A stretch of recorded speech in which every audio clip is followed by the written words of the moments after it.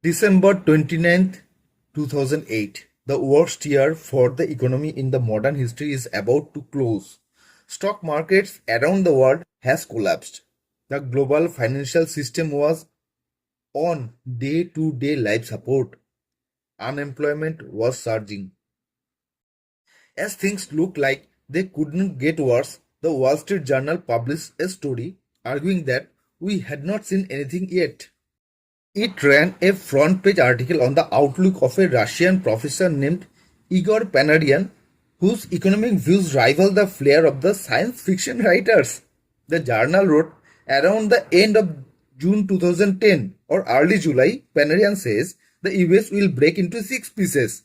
With Alaska reverting to the Russian control, California will form the nucleus of what he calls the Californian Republic and will be the part of China or any Chinese influence.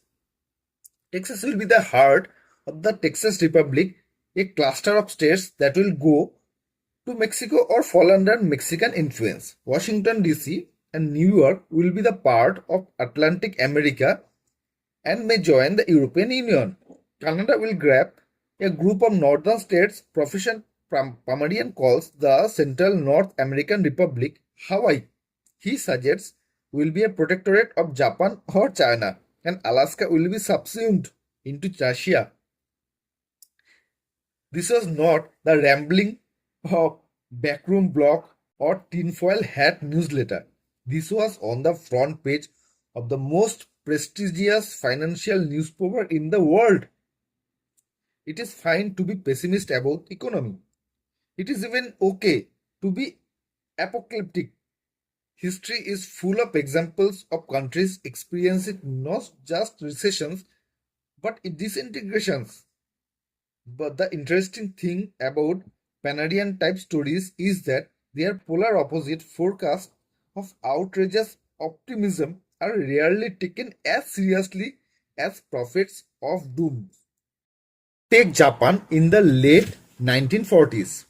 The nation was gutted by defeat from World War II in every way, economically, industrially, culturally, socially.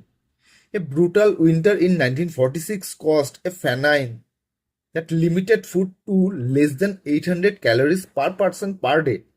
Imagine if a Japanese academic has written a newspaper article during this time that said, chin up everyone, within our lifetime, our economy will grow to almost 15 times the size it was before the end of the war.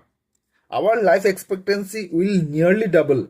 Our stock market will produce returns like any country in history has rarely seen.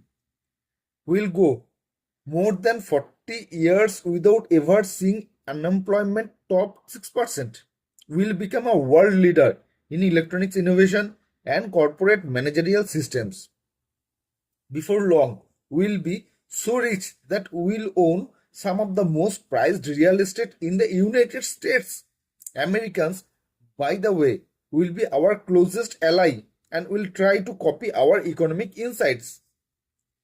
They would have been summarily laughed out of the room and asked to seek a medical evaluation. Keep in mind, the description above is what actually happened in Japan in generation after the war. But the mirror opposite of Panadian looks absurd in a way a forecast of doom doesn't. Pessimism just sounds smarter and more plausible than optimism. Tell someone that everything will be great and alright, and they are likely to either shrug you off or offer a skeptical eye.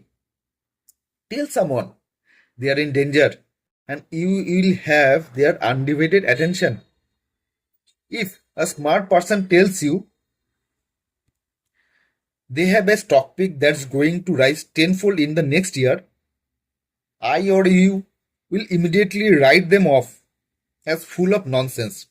If someone who is full of nonsense tells me that a stock I own is about to collapse because it is an accounting fraud, I will clear my calendar and listen to their every word.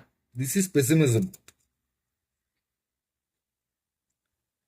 Say, we'll have a big recession and newspaper will call you. Say, we are headed for average growth and no one particularly cares. say we are nearing the next Great Depression and it will be on TV, but mention that good times are ahead or markets have room to run, or that a company has huge potential. And a common reaction for commentators and spectaculars alike is that you are either a salesman or comically aloof of risk.